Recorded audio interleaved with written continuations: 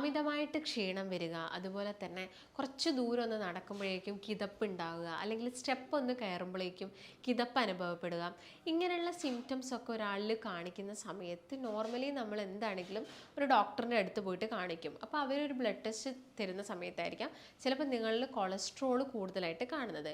Cholesterol തന്നെ ചിലപ്പോൾ total cholesterol ഒന്നും വലിയ രീതിയിൽ കൂടുതലായിരിക്കില്ല, പക്ഷേ ഇതിലുള്ളൊരു ട്രൈഗ്ലിസറൈഡ്സ് നിങ്ങൾക്ക് എല്ലാവർക്കും അറിയാം. നമ്മൾ ലിപ്പിഡ് പ്രൊഫൈൽ ചെക്ക് ചെയ്യുന്ന സമയത്ത് ട്രൈഗ്ലിസറൈഡ്സ് എന്ന് പറഞ്ഞിട്ടുള്ള ഒരു മൈന്യൂട്ട് ആയിട്ടുള്ള ഒരു കൊഴുപ്പ് കണികയുണ്ട്. ഇത് ചില ആളുകളിൽ കൂടുതലായിട്ട് നിൽക്കാറുണ്ട്. അപ്പം എല്ലാ ആളുകളിലും ഇത് കൂടുതലായിട്ട് നിൽക്കുന്ന സമയത്ത് ഹാർട്ട് സംബന്ധമായിട്ടുള്ള പ്രശ്നങ്ങൾ ഉണ്ടാക്കുമോ എന്നുള്ള ഡൗട്ടൊക്കെ ഒരുപാട് പേർക്കുണ്ട്. അപ്പം ഈ ഒരു ട്രൈഗ്ലിസറൈഡ്സ് നമുക്ക് മനസ്സിലാക്കാൻ പറ്റുക ലിപ്പിഡ് പ്രൊഫൈൽ ചെക്ക് ചെയ്യുന്ന സമയത്താണ്. ലിപ്പിഡ് പ്രൊഫൈലിൽ LDL ഉണ്ടായിരിക്കാം, HDL ഉണ്ടായിരിക്കാം, ടോട്ടൽ കൊളസ്ട്രോൾ ഉണ്ടായിരിക്കാം, അതുപോലെ തന്നെ ട്രൈഗ്ലിസറൈഡ്, VLDL, ഇതൊക്കെയാണ് ലിപ്പിഡ് പ്രൊഫൈൽ ഉണ്ടാവുക. ഇതിൽ ട്രൈഗ്ലിസറൈഡ്സിൻ്റെ ഒരു നോർമൽ വാല്യൂ എന്ന് പറയുന്നത് ഒരു 150 to 180 വരെയൊക്കെയാണ് ഇതിൻ്റെ ഒരു നോർമൽ വാല്യൂ എന്ന് പറയുന്നത്. അപ്പം ചില ആളുകളിൽ ടോട്ടൽ കൊളസ്ട്രോൾ ഒക്കെ നോർമലായിട്ട് നിന്നിട്ട് ട്രൈഗ്ലിസറൈഡ്സ് നല്ല രീതിയിൽ കൂടുതലായിട്ട് നിൽക്കാം. അപ്പോൾ ഈ ഒരു ട്രൈഗ്ലിസറൈഡ്സിനെ നമ്മൾ പേടിക്കേണ്ട ആവശ്യകതയുണ്ടോ? ഉണ്ട്. കാരണം ട്രൈഗ്ലിസറൈഡ്സ് എന്ന് പറയുന്നത് നമ്മുടെ ഹാർട്ടിന് ഒട്ടും തന്നെ പറ്റാത്ത കൊളസ്ട്രോൾ ആണ്. അപ്പോൾ ഇത് കൂടിക്കഴിഞ്ഞാൽ പ്രശ്നമുണ്ട്. എന്നാൽ ചില ആളുകൾ ഈ ട്രൈഗ്ലിസറൈഡ്സ് എപ്പോഴും കൂടുതലായിട്ട്, അതായത് മുൻപ് മുതലേ കൂടുതലായിട്ട് ഇങ്ങനെ നിൽക്കാം. അപ്പോൾ അവരിലാണെങ്കിൽ വലിയ പ്രശ്നങ്ങളൊന്നും ഉണ്ടാവില്ല. എന്നാലും അവർ ഡയറ്റിൽ ശ്രദ്ധിക്കണം, എല്ലാ ദിവസവും എക്സസൈസ് ചെയ്യണം. അപ്പം ഈ കാര്യങ്ങളാണ് നിങ്ങൾ മെയിനായിട്ട് ശ്രദ്ധിക്കുന്നത്. ട്രൈഗ്ലിസറൈഡ്സ് കൂടിക്കഴിഞ്ഞാൽ നമ്മൾ ശ്രദ്ധിക്കണം, ഡയറ്റിൽ പ്രോപ്പറായിട്ട് ശ്രദ്ധിച്ച് എക്സസൈസ് ഒക്കെ ചെയ്ത് കഴിഞ്ഞാൽ നമുക്കത് നോർമലാക്കാൻ പറ്റുന്നതേ ഉള്ളൂ. അപ്പോൾ ഞാൻ നേരത്തെ പറഞ്ഞ പോലെ തന്നെ കുറച്ച് ദൂരം നടക്കുമ്പോഴത്തേക്കും ബ്രീത്തിങ് ഡിഫിക്കൽട്ടീസ് വരിക, ചില ആളുകൾ പാൻക്രിയാസ് സംബന്ധമായിട്ടുള്ള പ്രശ്നങ്ങൾ വരിക, നേരത്തെ പറഞ്ഞ പോലെ തന്നെ ശക്തമായിട്ടുള്ള ക്ഷീണം ഉണ്ടാവുന്നു, എപ്പോഴും ഉറക്കം തൂങ്ങുന്നു, ഇങ്ങനെയുള്ള സിറ്റുവേഷൻസ് ഒക്കെ വരാറുണ്ട്. അപ്പം എല്ലാ സമയത്തും ഈ കൊളസ്ട്രോൾ കൂടുന്ന സമയത്ത് ആളുകൾക്ക് ഭയങ്കര പേടിയാണ്, കൊളസ്ട്രോൾ കൂടിക്കഴിഞ്ഞാൽ അറ്റാക്ക് വരുമല്ലോ എന്നൊക്കെ. അപ്പോൾ നിങ്ങൾ കൊളസ്ട്രോൾ ചെക്ക് ചെയ്യുന്ന സമയത്ത് ലിപ്പിഡ് പ്രൊഫൈൽ നോക്കുമ്പോൾ നിങ്ങൾ HDL കൊളസ്ട്രോൾ എത്രത്തോളം ഉണ്ട് എന്നും കൂടി ഒന്ന് നോക്കുക. എപ്പോഴും നമ്മുടെ ഹാർട്ട് റിസ്ക് കൂടുന്നത് HDL കൊളസ്ട്രോൾ കുറയുന്ന സമയത്താണ്. അതായത് LDL കൂടുകയും ചെയ്യുന്നു, HDL കുറയുകയും ചെയ്യുന്നു. ഇത് നമ്മുടെ ഹാർട്ടിന് ഓരോരോ അസുഖങ്ങൾ ഉണ്ടാവാനുള്ള ചാൻസസ് ഉണ്ട്. അപ്പോൾ LDL കുറച്ച് കൂടുതലാണ്, എന്നാൽ HDL അത്യാവശ്യം കൂടുതലായിട്ട് നിൽക്കുന്നുണ്ടെങ്കിൽ നമുക്ക് അത്ര പേടിക്കേണ്ട ആവശ്യകതയില്ല. എന്നാലും ഡയറ്റും എക്സസൈസും ഒക്കെ നിങ്ങൾ നിർബന്ധമായിട്ട് ചെയ്യണം. അപ്പോൾ കൊളസ്ട്രോൾ വന്നു കഴിഞ്ഞാൽ ഡയറക്റ്റായിട്ട് നമുക്ക് ഫസ്റ്റ് തന്നെ പോയിട്ടൊരു മെഡിസിൻസ് ഒന്നും എടുത്ത് കഴിക്കാൻ പറ്റില്ല. അപ്പോൾ നിങ്ങൾ നോക്കുക നിങ്ങളുടെ LDL ലെവൽ എത്രയാണ്, അല്ലെങ്കിൽ ടോട്ടൽ കൊളസ്ട്രോൾ എത്രയാണ്. അപ്പോൾ എന്താണെങ്കിലും ഒരു ലിമിറ്റഡ് ആയിട്ടുള്ള അളവിലെത്തുന്ന സമയത്ത് മാത്രമേ നമ്മൾ മെഡിസിൻസ് സ്റ്റാർട്ട് ചെയ്യേണ്ട ഒരു ആവശ്യകതയുള്ളൂ. അപ്പോൾ നോർമലി നമ്മൾ കഴിക്കുന്ന ഭക്ഷണമൊക്കെ ദഹിച്ചതിന് ശേഷം കൊഴുപ്പ് എന്താവുന്നു, രക്തത്തിലോട്ട് വരികയാണ് ചെയ്യുന്നത്. കൊഴുപ്പ് രക്തത്തിൽ വന്നിട്ട് പിന്നീട് അത് ഊർജ്ജമായിട്ട് മാറുകയാണ് ചെയ്യുന്നത്. പിന്നെ നമ്മുടെ ബോഡി യൂട്ടിലൈസ് ചെയ്യുന്നു. അപ്പോൾ കൊളസ്ട്രോൾ, ഈ LDL കൊളസ്ട്രോൾ അല്ലെങ്കിൽ ടോട്ടൽ കൊളസ്ട്രോൾ, ട്രൈഗ്ലിസറൈഡ്സ് ഒക്കെ കൂടാൻ കാരണം നമ്മൾ ചീത്ത കൊഴുപ്പടങ്ങിയ ഭക്ഷണങ്ങൾ അല്ലെങ്കിൽ അൺഹെൽത്തി ഫാറ്റ്സ് കൂടുതലായിട്ട് കഴിക്കുന്നത്. അതായത് നിങ്ങൾ ഇപ്പോൾ കടയിൽ നോക്കുക, നിങ്ങൾ കൂടുതലായിട്ടും ഈ എണ്ണക്കടികൾ വാങ്ങിയിട്ട് കഴിക്കുന്നത്. അപ്പം എണ്ണക്കടി വാങ്ങി കഴിക്കുന്നത് കൊളസ്ട്രോൾ ഉണ്ടാക്കും, പക്ഷേ എണ്ണക്കടിയേക്കാളും കൂടുതൽ അപകടകാരിയായിട്ടുള്ളത് നമ്മൾ കഴിക്കുന്ന ചോറും അതുപോലെ തന്നെ പഞ്ചസാരയും തന്നെയാണ്. ഈ ചോറും പഞ്ചസാരയും ഡൈജഷൻ കഴിഞ്ഞതിന് ശേഷം അത് കൊഴുപ്പായിട്ടാണ് മാറുന്നത്. അപ്പം എണ്ണക്കടികളും നിങ്ങൾ ശ്രദ്ധിക്കണം, കാരണം അതിൻ്റെ ഓയിൽ എത്രത്തോളം പ്യുവറാണ് അല്ലെങ്കിൽ എത്രത്തോളം അത് സേഫാണ് എന്നുള്ള കാര്യം നമുക്കറിയില്ല. അത് വീണ്ടും വീണ്ടും ഹീറ്റ് ചെയ്ത് റീഹീറ്റ് ചെയ്തിട്ടായിരിക്കും വീണ്ടും കടകളിലൊക്കെ അത് കുക്ക് ചെയ്യുന്നത്. അപ്പം വീട്ടിൽ ഒക്കെ ആണെങ്കിൽ നമുക്ക് ഒക്കേഷണലി ഒക്കെ എണ്ണക്കടികളൊക്കെ ഉണ്ടാക്കി കഴിക്കാം. അതും എല്ലാ ദിവസവും നിങ്ങൾ കഴിക്കരുത്. അതാണ് മെയിനായിട്ട് ശ്രദ്ധിക്കണം. പിന്നെ വെളിച്ചെണ്ണ കഴിച്ചാൽ കൊളസ്ട്രോൾ കൂടുമോ എന്നൊക്കെ ഒരുപാട് ഡൗട്ട് ആളുകൾക്കുണ്ട്. നെയ്യ് കഴിച്ചു കഴിഞ്ഞാൽ കൂടുമോ, അതുപോലെ തന്നെ മറ്റേത് ഓയിലാണ് ഏറ്റവും ബെസ്റ്റായിട്ട് കുക്ക് ചെയ്യേണ്ടതെന്ന് നോക്കാം. അപ്പോൾ ഫാറ്റിൽ തന്നെ നമ്മൾ നോക്കുകയാണെങ്കിൽ മെയിനായിട്ട് 2 ഫാറ്റ് ഉണ്ട്, സാച്ചുറേറ്റഡ് ഫാറ്റും ഉണ്ട്, അൺസാച്ചുറേറ്റഡ് ഫാറ്റും ഉണ്ട്. അപ്പോൾ സാച്ചുറേറ്റഡ് ഫാറ്റ് എന്ന് പറയുന്ന സമയത്ത് തന്നെ അത് കുറച്ചും കൂടി നമുക്ക് ഹീറ്റ് ചെയ്യാൻ പറ്റിയ ഓയിലാണ്. അൺസാച്ചുറേറ്റഡിൽ തന്നെ ഡേഞ്ചേഴ്സ് omega-3 ഉണ്ട്. omega-3 നമുക്ക് എല്ലാവർക്കും അറിയാം. omega-3 നമ്മുടെ ഹാർട്ട് ഹെൽത്തിനൊക്കെ വളരെയധികം ഉപകാരം ചെയ്യുന്നതാണ്. omega-6 നമ്മുടെ ബോഡിക്ക് ഒട്ടും തന്നെ നല്ലതല്ല. അപ്പോൾ അതെല്ലാം നിങ്ങളിപ്പം ഈ സൺഫ്ലവർ ഓയിൽ ആയിക്കോട്ടെ, അല്ലെങ്കിൽ ബ്രാൻ ഓയിൽസ്, അല്ലെങ്കിൽ ഈ പാം ഓയിൽ, അതൊക്കെ നമ്മൾ കൂടുതലായിട്ട് യൂസ് ചെയ്യുന്നത് അത്ര നല്ലതല്ല, നമ്മുടെ ശരീരത്തിന് ദോഷം ചെയ്യും. ഡാൽഡ, വനസ്പതിയൊക്കെ.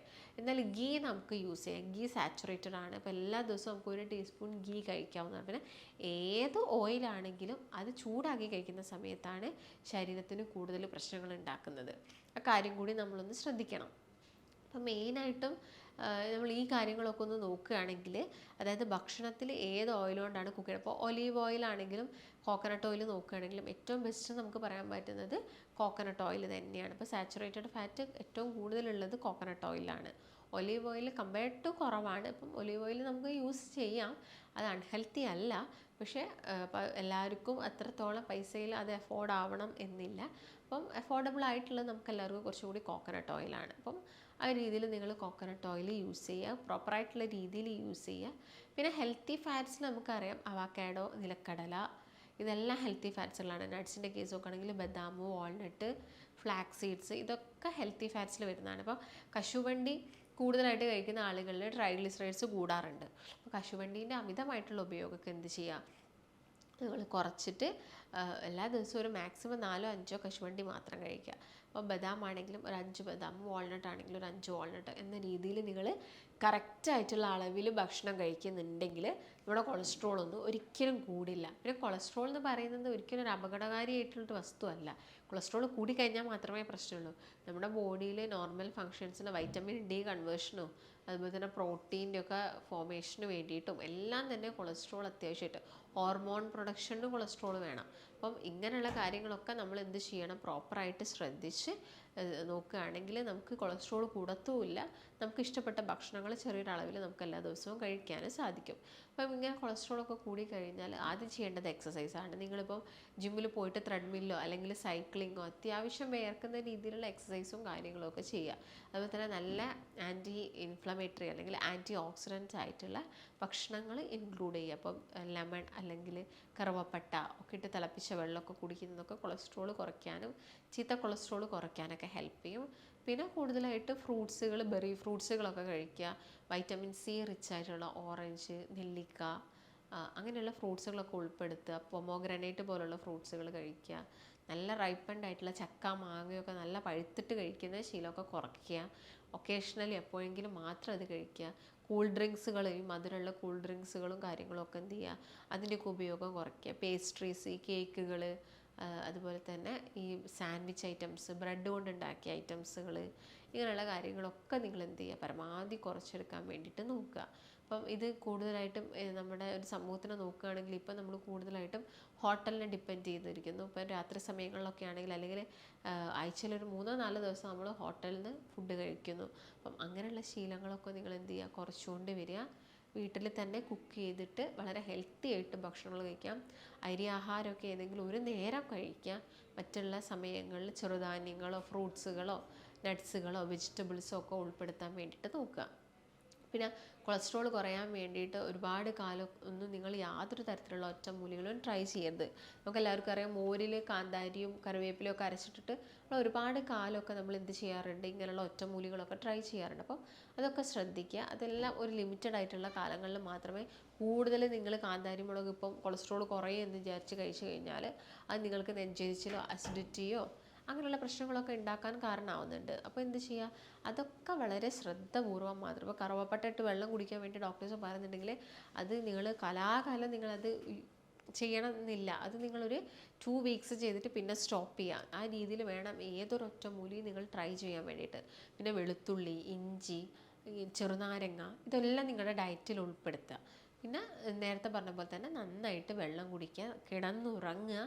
സ്ട്രെസ്സ്, ടെൻഷൻസ് കാര്യങ്ങളൊക്കെ നിങ്ങൾ പരമാവധി കുറച്ചുകൊണ്ട് വരിക. പിന്നെ കൊളസ്ട്രോൾ ചെക്കപ്പ് നടത്തുക. അതാണ് ഇപ്പം നിങ്ങൾ ഒരു 3 മന്ത്സ് അല്ലെങ്കിൽ 6 മന്ത്സ് ഒക്കെ കൂടുന്ന സമയത്ത് നിങ്ങൾ എന്ത് ചെയ്യുക, ലിപ്പിഡ് പ്രൊഫൈലൊക്കെ നോക്കിയിട്ട് കൊളസ്ട്രോൾ ചെക്കപ്പ് കാര്യങ്ങളൊക്കെ നടത്തുക. കാരണം നമുക്കറിയാം കൊളസ്ട്രോൾ കൂടിക്കഴിഞ്ഞാൽ അതിനോട് സംബന്ധിച്ചിട്ട് നമുക്ക് മറ്റുള്ള നമ്മുടെ ഹാർട്ട് കംപ്ലയിൻറ്റ്സ് വരാം, ലിവറിന് ചുറ്റും കൊഴുപ്പടിഞ്ഞു കൂടിയിട്ട് കംപ്ലയിൻറ്റ്സ് വരാം. പുരുഷന്മാരുടെ കേസ് നോക്കുകയാണെങ്കിൽ സെക്ഷൽ കംപ്ലയിൻറ്റ്സ് വരാം, BP കൂടാം. അപ്പോൾ ഇങ്ങനെയുള്ള കാര്യങ്ങളൊക്കെ ഉണ്ട്. വെയിറ്റ് കൂടുന്നതിനനുസരിച്ച് കൊളസ്ട്രോളും കൂടാനുള്ള ചാൻസസ് ഉണ്ട്. അപ്പോൾ നിങ്ങളെ വെയിറ്റ് കൂടുന്നത് നിങ്ങളുടെ BMI ഒക്കെ നോക്കിയിട്ട് വെയിറ്റ് കുറയ്ക്കാനുള്ള കാര്യങ്ങളും കൂടിയൊക്കെ ഒന്ന് ശ്രദ്ധിക്കുകയാണെങ്കിൽ നമുക്ക് വളരെ ഹെൽത്തി ആയിട്ടുള്ളൊരു ലൈഫ് ലീഡ് ചെയ്ത് പോകാൻ പറ്റും. അപ്പോൾ ഇങ്ങനെ കൊളസ്ട്രോളിനൊക്കെ ഒരുപാട് കാലം മെഡിസിൻ, ചില ആളുകളുണ്ട് ഭക്ഷണമൊക്കെ കൺട്രോളിലാണെങ്കിലും ചിലപ്പം ട്രൈഗ്ലിസറൈഡ്സ് അല്ലെങ്കിൽ ടോട്ടൽ കൊളസ്ട്രോളൊക്കെ അവരിൽ കൂടുതലായിട്ട് നിൽക്കാറുണ്ട്. അപ്പം അതൊക്കെ എന്ത് ചെയ്യാം, നിങ്ങളൊന്ന് നോക്കുക മറ്റെന്തെങ്കിലും കാരണങ്ങൾ കൊണ്ടാണോ ഇത് ഹൈ ആയിട്ട് നിൽക്കുന്നത്, പാരമ്പര്യമായിട്ട് അങ്ങനെ ഉണ്ടോ, അല്ലെങ്കിൽ പണ്ട് മുതലേ എങ്ങനെയാണോ എന്നുള്ള കാര്യങ്ങളൊക്കെ ചെക്ക് ചെയ്യുക. ഇത് വളരെ നിസ്സാരമായിട്ട്, ട്രൈഗ്ലിസറൈഡ്സ് ഒന്നും വളരെ നിസ്സാരമായിട്ട് നിങ്ങൾ വിടരുത്. കാരണം ഞാൻ നേരത്തെ പറഞ്ഞപ്പോൾ തന്നെ ഹാർട്ട് കംപ്ലയിൻസ് ഒക്കെ ഉണ്ടാക്കാനുള്ള റീസൺസ് ആവുന്നുണ്ട്. അപ്പോൾ മെയിനായിട്ടും കൊളസ്ട്രോളിനെ കുറിച്ച് ഇതൊക്കെയാണ് ഉള്ളത്. ട്രൈഗ്ലിസറൈഡ്സ് നിങ്ങൾ ശ്രദ്ധിക്കുക, അതൊരിക്കലും ഞാൻ നേരത്തെ പറഞ്ഞപ്പോൾ തന്നെ വിട്ടു പോകരുത്. അപ്പോൾ നിങ്ങളും ഇതുപോലെ ബുദ്ധിമുട്ടുന്ന ആളുകളാണ്, നിങ്ങൾക്കും പ്രോപ്പറായിട്ടുള്ളൊരു ഡയറ്റ് വേണം. മെഡിക്കേഷൻസ് ചിലപ്പോൾ ചില ആളുകൾക്ക് അത്യാവശ്യമായിട്ട് വരും, ചില ആളുകൾക്ക് വെറും ഡയറ്റിലൂടെ തന്നെ നമുക്കിത് മാറ്റിയെടുക്കാനൊക്കെ സാധിക്കും. അപ്പോൾ അങ്ങനെയുള്ള വ്യക്തികളൊക്കെ ആണെങ്കിൽ നിങ്ങൾക്ക് താഴെ കാണുന്ന നമ്പറിൽ കോൺടാക്റ്റ് ചെയ്യാവുന്നതാണ്. നമുക്ക് മറ്റൊരു നല്ല ഹെൽത്ത് ടോപ്പിക്കായിട്ട് വീണ്ടും കാണാം. നന്ദി.